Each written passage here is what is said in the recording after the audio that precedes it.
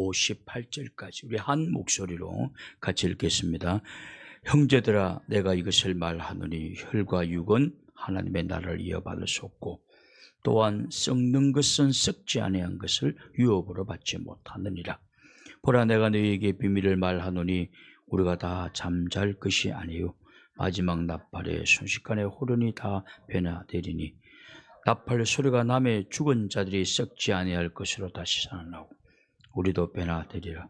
이 썩을 것이 반드시 썩지 않을 것을 입겠고 이 죽을 것이 죽지 아니함을 입으리로다. 이 썩을 것이 썩지 아니함을 입고 이 죽을 것이 죽지 아니함을 입을 때에 사망을 삼키고 이기리라. 기록된 말씀이 이루어지. 사망아, 너의 승리가 어디에 있느냐? 사망아, 내게 쏘는 것이 어디에 있느냐? 사망이 쏘는 것은 죄요 죄의 권능은 율법이라. 우리 주 예수 그리스도로 말미암아 우리에게 승리를 주시는 하나님께 감사하노니 그러므로 내 사랑하는 형제들아, 견실하며 흔들리지 말고 항상 주 일에 더욱 힘쓰는 자들이 되라. 이는 너희 수고가 주 안에서 헛되지 않은 줄 알미라. 아멘. 우리 옆에 있는 분들과 인사를 나누겠습니다. 예수님 안에 좋은 길이 있습니다. 예수님 안에만 좋은 길이 있습니다. 예수님 안에만 좋은 길이 있는 줄로 믿습니다. 오늘 본문은 부활의 결론입니다. 고린도전서 15장을 우리가 부활장이라고 말합니다. 예, 우리가 부활장을 몇 번 설교했는데 좀 이렇게 반복되는 것이 있기 때문에 부활장 설교는 한 3편 정도로 마무리하고 마지막 고린도전서 16장으로 넘어가도록 하겠습니다. 오늘 보면 50절에 보면 이렇게 설명하고 있습니다. 혈과 육은 하나님의 나라를 이어받을 수 없고 또한 썩은 것은 썩지 아니할 것을 유업으로 받지 못하느니라.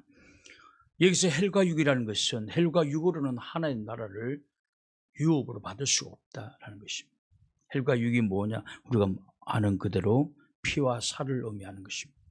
혈은 말 그대로 피고 육은 살이죠. 지금 우리가 입고 있는 이 혈과 육은 썩을 것이기 때문에 영원한 하나님의 나라에 들어갈 수가 없다.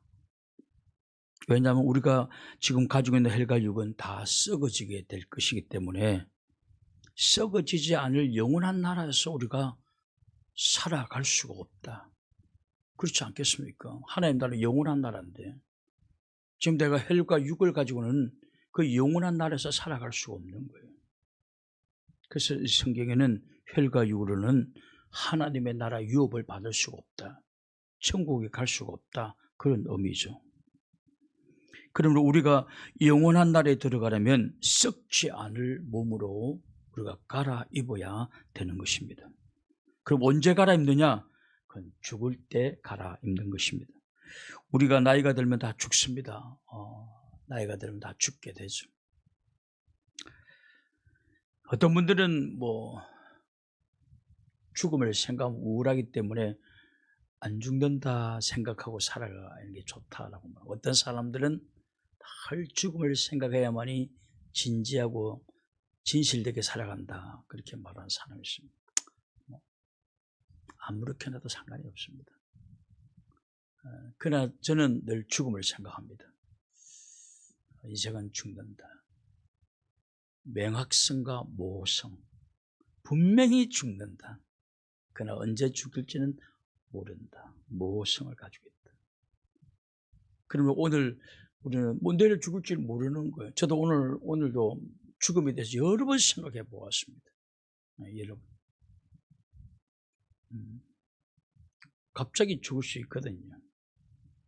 그러면 그걸 생각하면 진실되게 살아야 되겠다. 그런 생각을 하게 되죠. 여하튼 중요한 것은 우리의 혈과 육으로는 하나님 나라 들어갈 수가 없습니다. 하나님 나라는 영원한 것이기 때문에 그렇습니다. 그러나 우리의 혈과 육은 다 썩을 것이기 때문에 우리 몸으로 들어갈 수가 없다. 죽음으로 우리는 새로운 부활체로 이렇게 다시 태어나야만이 영원한 나라에 들어갈 수가 있는 것입니다. 그러므로 죽음은 천국으로 들어가는 관문인 것입니다. 죽음을 너무 부정되게만 보지 마십시오. 우리가 죽어야만이 우리는 부활체로 옷을 입고 천국에 들어가게 되는 것입니다. 이것을 성경이 이렇게 표현하고 있습니다. 고린도전서 15장 36절 37절을 보십시오. 고린도전서 15장 36절 37절을 한번 보십시오. 어리석은 자여 내가 뿌리는 씨가 죽지 않으면 살아나지 못하겠고, 또 내가 뿌리는 것은 장래의 행체를 뿌리는 것이 아니요 다만 밀이나 다른 것이 알맹이 뿐이로되. 읽은 그 절에 보면 우리가 씨를 땅에 뿌리면 그 씨는 반드시 썩는다는 것입니다. 근데 썩는 것으로 끝나지 않는다. 씨가 썩으면 새로운 형태가 나타나게 된다는 것입니다. 여러분, 우리가 사과씨를 심으면 이게 하나 그대로 있으면 여기서는 새로운 사과나무 새싹이 나고 열매가 나고 하지 않습니다. 사과 열매를 심으면 이 사과씨를 심게 되면 이 씨는 반드시 썩어야 돼. 썩으면 새로운, 씨에서는 전혀 보이지 않던, 어떻게 이 작은 씨가 이렇게 큰 나무와 이렇게 많은 사과 열매를 맺을까 알 수 없는, 정말 신비한, 여러분 신비하지 않습니까? 하나를 심어서 썩으면 거기서 뭔가 새로운 싹이 나서 그 씨에는 전혀 씨를 보고는 도저히 상상이 안 되는 새로운 생명체가 나타난다는 것입니다.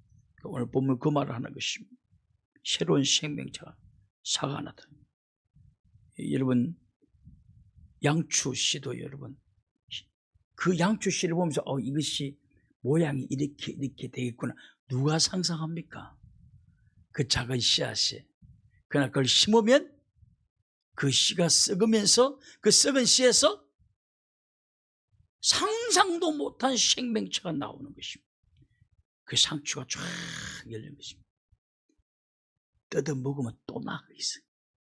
신비하기가 이를 데가 없습니다. 이처럼 죽으면 우리가 썩지만은 새로운 생명체가 우리는 생명체로 부활된다라는 사실을 이 성경에서 말씀하고 있는 것입니다. 그래서 이 성경은 이렇게 표현하기도 합니다. 고린도전서 15장 42절부터 44절을 보십시오. 고린도전서 15장 42절에서부터 44절 한번 보십시오. 42절부터 44절에 보면 죽은 자의 부활도 그와 같으니 썩을 것으로 심고 썩지 아니할 것으로 다시 살아나며, 욕된 것으로 심고 영광스러운 것으로 다시 살아나며, 약한 것으로 심고 강한 것으로 다시 살아나며, 육의 몸을 심고 신령한 몸으로 다시 살아나니 육의 몸이 있은 적도 영의 몸도 있느니라. 이처럼 사람이 땅에 심겨서 죽으면 거기서 끝나는 것이 아니라 내 썩을 육체와 내 썩을 혈과 육은 썩어지지만 그 썩어가는 육체에서 전혀 다른 행체인 썩지 않는 부활체가 살아난다라는 것입니다. 신령한 몸으로 부활이 된다라는 것입니다. 그래서 영원한 하나님 나라에 들어가게 된다라는 것입니다. 그러므로 영원한 하나님의 나라 들어가기 위해서는 죽어야 돼요? 안 죽어야 돼요? 죽어야 돼. 안 그러면 주님 오실 때까지 살아야 돼. 어떻게 살 수 있습니까? 그건 살 수가 불가능하죠. 이제 바울은 자기 살아생전에 주님이 오실 것으로 약간 기대하고 있었던가, 성경 전체 흐름을 보면 기대했던 것 같아요. 근데 저는 그 엄청난 광경을 보는 것이 너무 두렵습니다. 그냥 죽으면 좋을 것 같아요. 그래서 주님의 부활체로 주님을 맞이하는 게 좋을 것 같아요. 저는 그런 생각도 해봅니다. 여하튼 영원한 나라 들어가기 위해서는 죽어야 돼. 죽음을 너무 두려워하지 마십시오. 죽으면 새로운, 지금까지 여러분이 상상하지 못한 썩을 것이 썩지 않을 모처에 아주 욕된 것을 심고 신령한 육체로 막 새롭게 살아난다. 마치 사과씨를 심으면, 하지만 사과씨에서, 이 사과에서 여러분 그 작은 씨에서 무엇이 상상이 됩니까? 아무것도 상상이 안 돼요. 근데 그 씨가 심겨져 썩게 되면 그래서 새로운 싹이 돋아나고 나무가 되고 엄청난 사과 열매가 맺히게 된다는 사실입니다. 그 죽어야, 예수님께 너희들이 죽으면 너희들도 이처럼 부활이 이와 같으니 너희들이 죽게 되면 썩을 것을 심고 썩지 아니할 것으로, 욕된 것을 심고 영광스러운 것으로, 약한 것을 심고 강한 것으로 살아나게 될 것이다. 그렇게 말씀하고 있는 것입니다. 믿습니까? 믿어야 돼. 제가 요사이 생각하는 거, 요사이 제가 많이 생각하는 것은 믿음이에요. 왜 사람들이 이렇게 힘이 없고 우왕좌왕하고 흔들리고 하는가? 믿어야 될 것을 안 믿으면 그렇습니다. 믿어야 될 걸 안 믿으면, 그러니까 여러분, 뭐 김수환 주기인 그런 말 했다고 하더라고요. 머리에 있는 것이 가슴에 내려올 때 40년, 60년, 때로는 평생 걸린더라. 알고는 있죠. 근데 가슴으로 뜨겁게 믿어지고 뜨겁게 감동되어지고, 그래서 막 내 삶이 부활 때문에 바뀌어지는, 내가 부활될 것이기 때문에 내 삶이 바뀌어질 때 이미 그것은 머리에 있는 지식이 아니라 가슴으로 내려온 지식인 것입니다. 여러분, 주는 자가 복이 있다고 말할 때 머리에 있는 다 있죠. 근데 그걸 진짜 믿을 때 여러분 그때는 실천하게 되는 것입니다. 그것은 이미 그 지식은, 머리에 있던 지식이 가슴으로 내려왔다는 증거인 것입니다. 오늘 왜 우리 한국 사람들이 위선적인 크리스찬들이 너무 위선적인 삶을 살아가게 돼요? 왜 그럴까요? 아는 것은 많아요. 그러나 가슴에 다 내려오지 않습니다. 그냥 그 지적 유의에 놀아나고 있는 것이죠. 마치 바리새인들처럼 성경을 엄청나게 알지만 외식하는 바리새인들처럼 그래야 된다는 것입니다. 그냥 안타까운 것이죠. 그래서 저는 요사이, 왜 성도들이 이렇게 힘이 없고 왜 이렇게 차로나 우르나 치우치고, 물론 인간의 몸이 있기 때문에 흔들리기도 하지만 왜 이렇게 연약한가? 결론은 그예요. 믿어야 될 것을 안 믿어요. 믿어야 될 것을 믿으면 사람들이 심지는 점점 깊게 내려가게 되고 흔들림 없는 신앙의 사람으로 살아가게 되는 것입니다. 안 믿어요. 그러니까 아는 것과 믿는 것을 착각하고 있는 것이죠. 아는 것과 믿는 것이. 미국의 유명한 신학자 교수가요, 성경을 기가 막히게 해석을 해서 가르친대요. 그런데 학생이 물어봤대요. 교수님 믿습니까? 나는 안 믿어. 자기는 안 믿는데. 와, 놀랍지 않습니까? 놀라운 거예요. 뿌리 좋으면 안 믿는 사람들도 그렇게 다 하는 거예요. 저는 아주 그런 소리 들으면 섬찟해요. 진짜 그럴까? 근데 섬찟한 경우가 있습니다. 오늘 우리가 얼마나 많은 것을 알고 있습니까? 그러나 여러분 정말 믿습니까? 안 믿기 때문에 행동으로 옮기지 않는 거지. 행위가 없는 믿음은 죽은 믿음이라는 뜻이 뭐예요? 믿음이 죽었기 때문에 행위가 없는 거예요. 그럼 그 믿음이 어디 있느냐? 그럼 그 지식은 어디 있냐? 머리에만 있는 거예요. 가슴에까지 안 내려왔다는 것입니다. 그것이 나를 뜨겁게 만들고 그 뜨거움이 행동으로 이어져야 되는, 부활도 마찬가지인 것입니다. 이 부활의 신앙이 믿어지면 행동이 달라지는 것입니다. 오늘 왜 사람들이 이렇게 우왕좌왕하고 시험에 자주 들고 힘이 없고 왜 이렇게 약한가? 믿어야 될 것을 안 믿는 것 같아요. 제 느낌은 믿어야 될 것을 하나하나 믿어가기 시작한다면 절대 흔들릴 리가 없을 텐데, 흔들려도 저렇게 가볍게 흔들리진 않을 텐데, 그런 생각을 할 때가 참 많습니다. 여하튼 근데 이 제만은 우리가 죽으면 부활되어 이렇게 천국에 들어간 이유가 무엇인가라는 이유가, 그럼 이렇게 우리가 천국에 들어간 이유가 무엇인가? 모든 사람들을 다 그렇게 주님은 천국으로 데리고 간, 그렇지 않다라는 것입니다. 57절 보십시오. 57절에 이런 말씀이 나옵니다. 57절에 보면 우리 주 예수 그리스도로 말미암아 우리에게 성리를 주시는 하나님께 감사. 예수님 때문이다라는, 예수님 때문이다라는 것입니다. 그리스도로 말미암아 하나님은 그리스도를 통해서 우리를 구원하여 주신 것입니다. 예수 그리스도는 우리의 죄를 다 담당했습니다. 다른 교단에서는 구원은 죽어봐야 한다. 여러분, 그렇게 불안한 종교가 어디 있습니까? 여러분, 예수님 우리 개신교 속에서도 여러분 죽어봐야 안다는 사람 굉장히 많습니다. 그래서 착하게 살려고 굉장히 노력하는 사람들 많습니다. 사랑은, 이런 구원은 행위에서 오는 것이 아니고 하나님의 선물이고 은혜다. 할렐루야. 여러분, 우리가 착하게 살아서 천국 간다고 한다면 예수님은 개인이 돌아가신 꼴이 됩니다. 예수님, 나 위해서 안 돌아가도 돼요. 나는 내가 착하게 살아서 천국 갈 자신이 있습니다.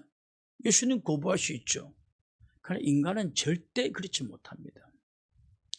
그래서 예수 그리스도를 영접하셔야 돼. 그래서 오늘 본문에도 보면 너희들이 구원받는 것은 우리 주 예수 그리스도로 말미암아, 그리스도 때문에 우리에게 성리를 주신 하나님께 감사한다는, 그리스도로 말미암아 감사한다는 것입니다. 너무 안타깝죠. 그런데 안타까운 것이죠.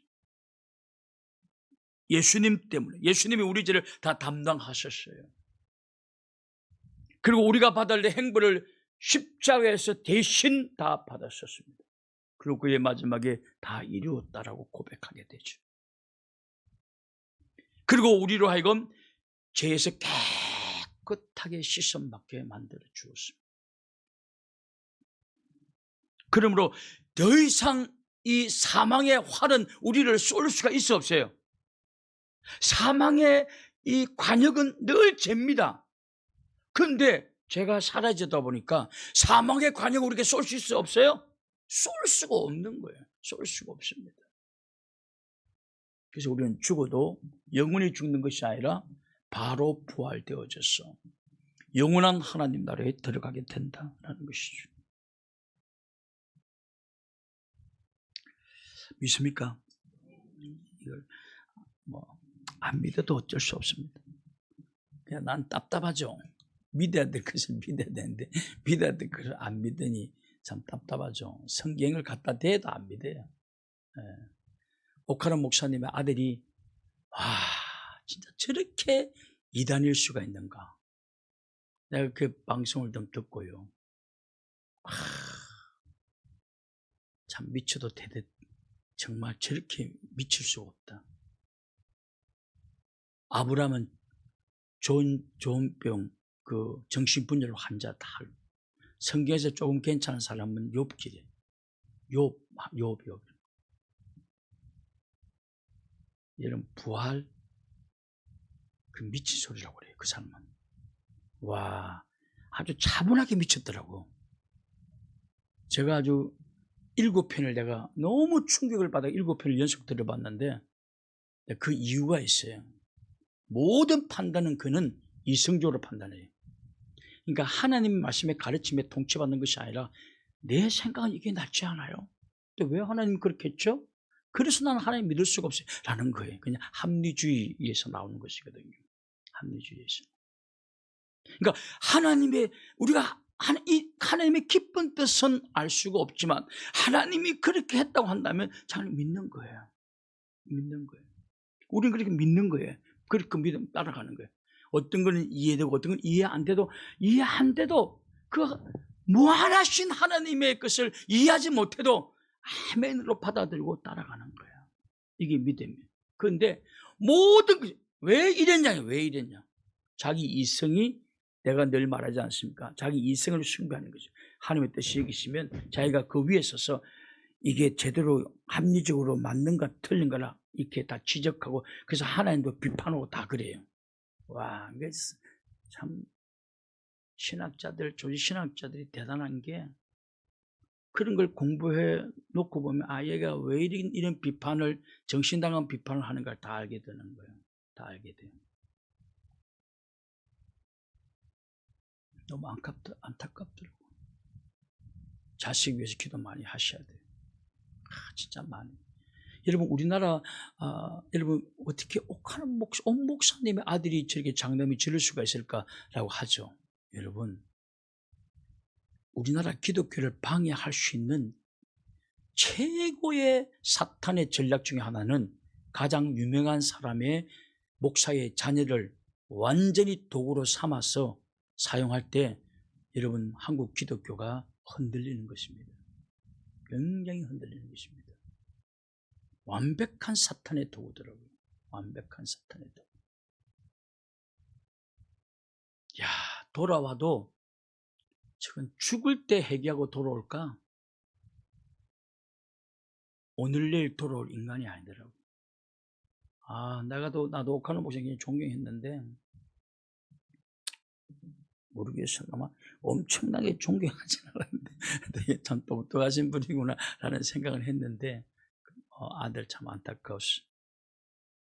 저도 뭐 지금 정직하게 말하는 겁니다. 내가 뭐 누구를 막 존경하는 게 별로 없어요. 뭐 참 물론 똑똑하더라도 그것도 문제는 문제예요.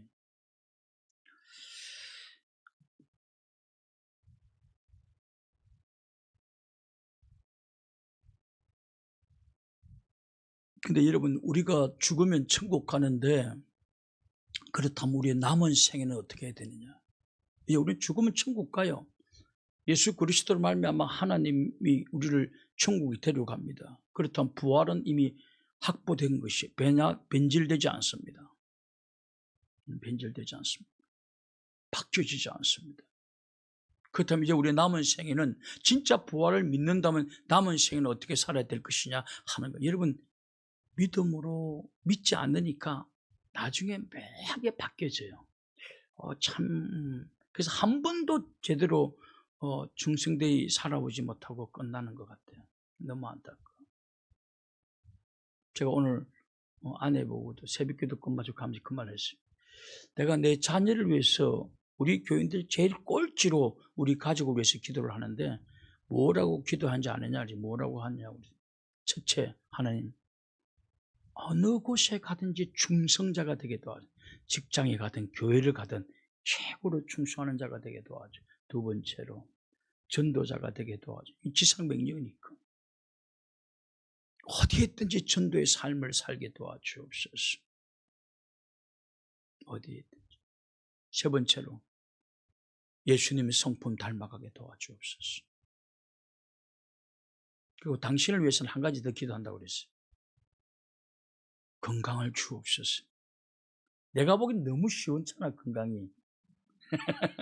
건강을 주옵소서.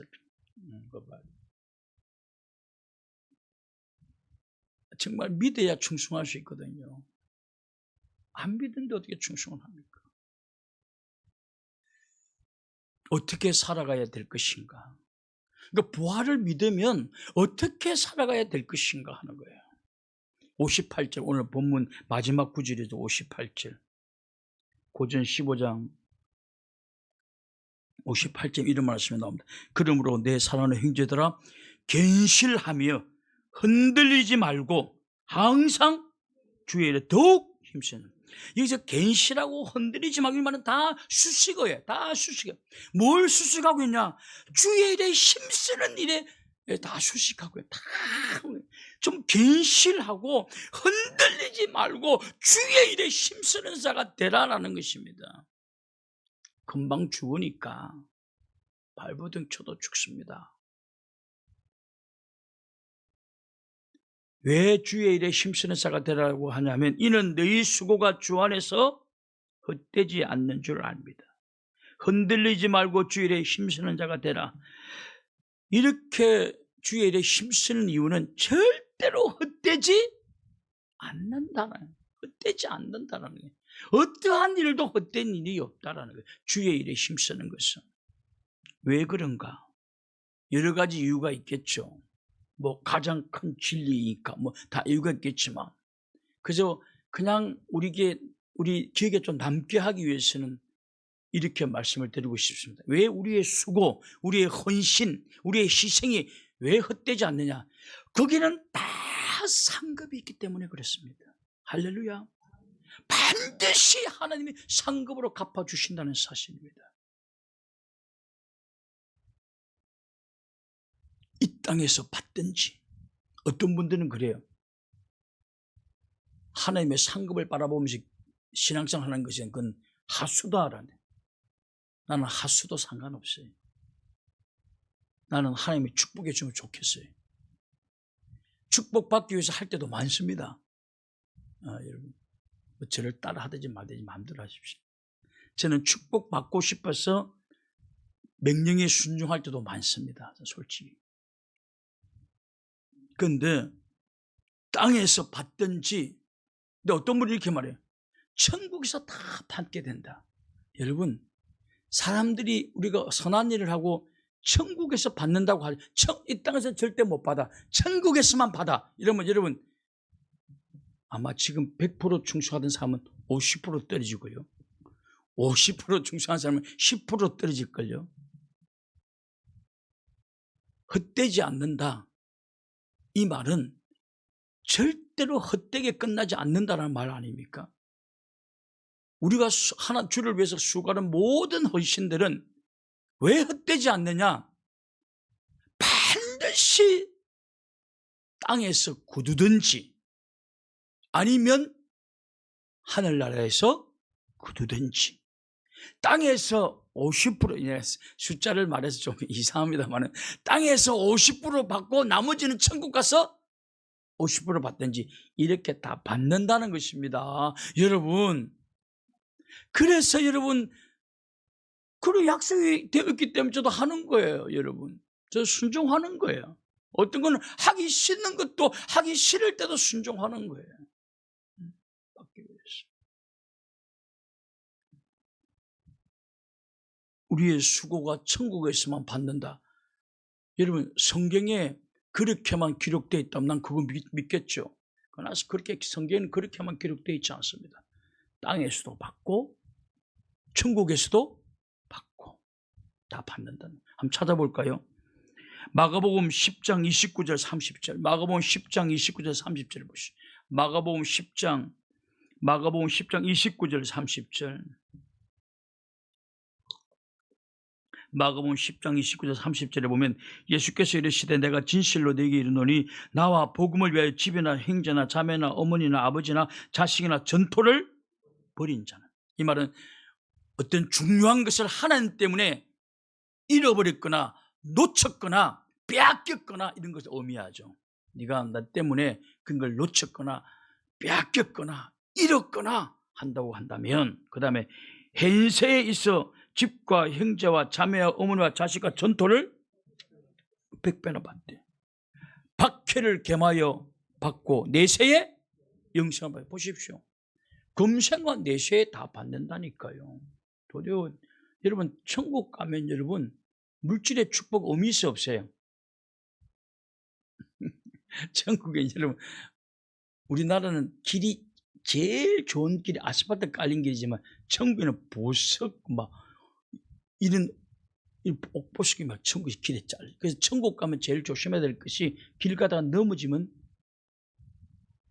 큰일 납니다. 그 다이아몬드에 한번 박혀 보십시오.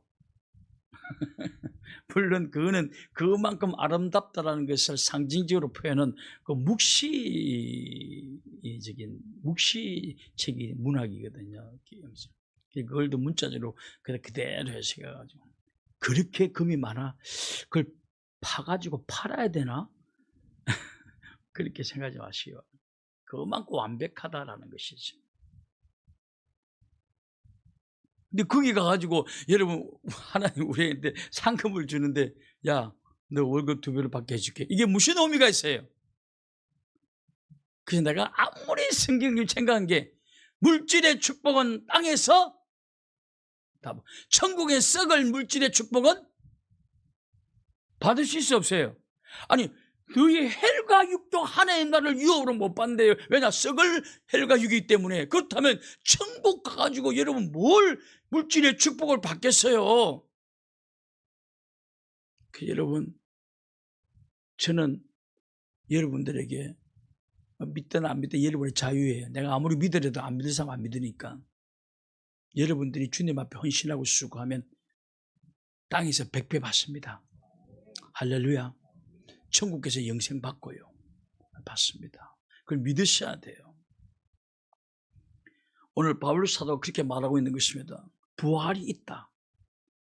이 부활은 땅에서 못 받으면 하늘에서 받는 영원한 나라에서 헌신과 수고는 결코 헛되지 아니하다. 땅에서 받든지 하늘에서 받든지 땅에서 50% 받고 또 하늘에서 50% 받든지 예를 들면 그렇다는 것입니다. 한다는 것입니다.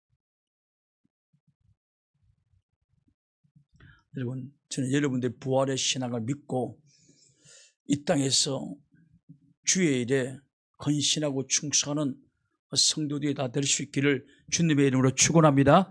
기도하겠습니다. 그러하신 하나님 아버지, 우리의 신앙의 문제는 믿어야 될 것을 믿지 않을 때 우리는 반드시 신앙의 문제가 생겨나고, 신앙의 문제가 생겨나면 우리의 삶 속에서도 반드시 문제가 생겨난다는 사실을 오늘 저희들 깨우쳐 주시옵시고, 이제 믿을 것을 믿음으로 우리의 삶이 변화되어질 수 있는, 삶까지 연결될 수 있는 우리의 신앙이 될 수 있도록 축복하여 주시옵소서. 부활을 믿음으로 우리가 주님 앞에 헌신한 어떠한 것도 사라지지 아니하고 반드시 이 땅에서 100배로 받고 천국에서는 영생도 받는다고 하셨사오니, 부활의 신앙을 믿고 주님 앞에 헌신하고 충성하는 우리 모두가 될 수 있도록 두 손들로 축복하여 주시옵소서. 예수님의 이름으로 기도 올립니다. 아멘. 우리 찬송.